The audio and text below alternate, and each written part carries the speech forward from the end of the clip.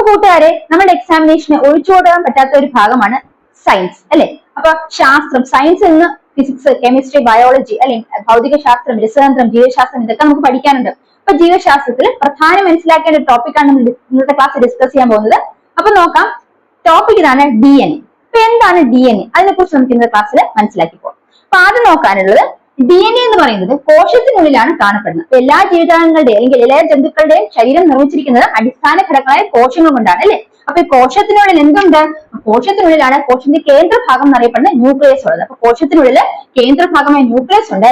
ന്യൂക്ലിയസിനുള്ളില് chromosome ഉണ്ട്. ഈ ക്രോമസോമിനുള്ളിലാണ് ആര് കാണപ്പെടുന്നത്? നമ്മുടെ DNA കാണപ്പെടുന്നത്. അപ്പൊ കോശത്തിനുള്ളിലെ ന്യൂക്ലിയസിന് കോശത്തിന് ന്യൂക്ലിയസിനുള്ളിലാണ് ക്രോമസോം ഇരിക്കുന്നത്. ഇനി ക്രോമസോം എടുത്ത് നോക്കിയാൽ ക്രോമസോമിനുള്ളിലാണ് നമ്മുടെ DNA ഇരിക്കുന്നത്. അപ്പൊ DNA എവിടെയാണ് കാണപ്പെടുന്നത്?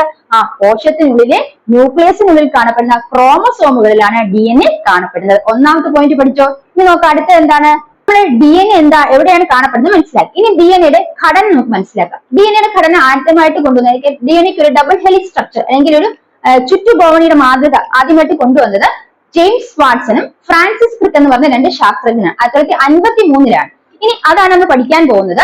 മനസ്സിലാക്കേണ്ട മറ്റൊരു കാര്യം, DNA-യുടെ ഘടന എക്സ്റേയുടെ സഹായത്തോടെ രൂപീകരിച്ചിട്ടുണ്ട്. അത് കണ്ടെത്തിയ ശാസ്ത്രജ്ഞൻ ആരാണെന്ന് ചോദിച്ചാല് റോസ്ലാൻഡ് ഫ്രാങ്ക്ലിനും അതുപോലെ തന്നെ മോറിസ് വിൽക്കിൻസുമാണ്. റോസ്ലാൻഡ് ഫ്രാങ്ക്ലിനും മോറിസ് വിൽക്കിൻസുമാണ് എക്സ്റേയുടെ സഹായത്തോടെ DNA-യുടെ സ്ട്രക്ചർ അല്ലെങ്കിൽ ഘടന കണ്ടെത്തിയത്. നമ്മൾ DNA-യുടെ അടിസ്ഥാന ഘടന നോക്കാം, അല്ലെങ്കിൽ DNA സ്ട്രക്ചർ നോക്കുകയാണെങ്കിൽ ചുറ്റുകോണി മാതൃകയിൽ എന്താണ് പറയുന്നത് നോക്കാം.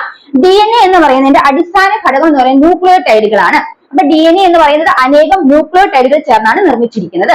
ഇനി ഒരു ന്യൂക്ലിയോടൈഡ് എടുത്താൽ അതിൽ ഒരു ഡിയോക്സി റൈബോ ഷുഗറും ഒരു ഫോസ്ഫേറ്റ് ഗ്രൂപ്പും ഒരു നൈട്രജൻ ബേസും അടങ്ങുന്നതാണ് ഒരു ന്യൂക്ലിയോടൈഡ് എന്ന് പറയുന്നത്. അപ്പൊ നമുക്ക് നോക്കാം, DNA-യുടെ ചുറ്റുകോണി മാതൃക ഇതാണെങ്കിൽ DNA-യുടെ 2 ഇഴകൾ ചേർന്നാണ് DNA നിർമ്മിച്ചിരിക്കുന്നത്. ഈ 2 ഇഴകളിൽ ഒന്ന് ഒരു ഫോസ്ഫേറ്റ് ഗ്രൂപ്പും ഒന്ന് ഒരു പഞ്ചസാരന്റെ ഷുഗർ ഗ്രൂപ്പുമാണ്.